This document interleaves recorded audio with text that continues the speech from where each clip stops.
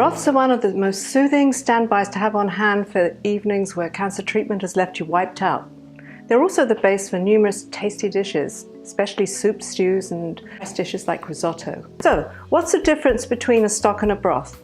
Technically, a broth has meat cooked in it and has flavors, while a stock is made from bones or peelings, anything that you have on hand, but with no added salt or flavor. But in our home kitchens, the terms can and are interchangeable. You may ask yourself though, is it worth making my own stock or broth, especially if I live on my own? Well, the answer is yes. It's easy, it helps save you money, and not to mention it lets you avoid the high salt content and other nasty additives like MSG that go into most store-bought stocks. With homemade, you control the flavor and the saltiness. Plus, they freeze really well. A good thing is, by necessity, when you make stock, you're going to make a huge batch.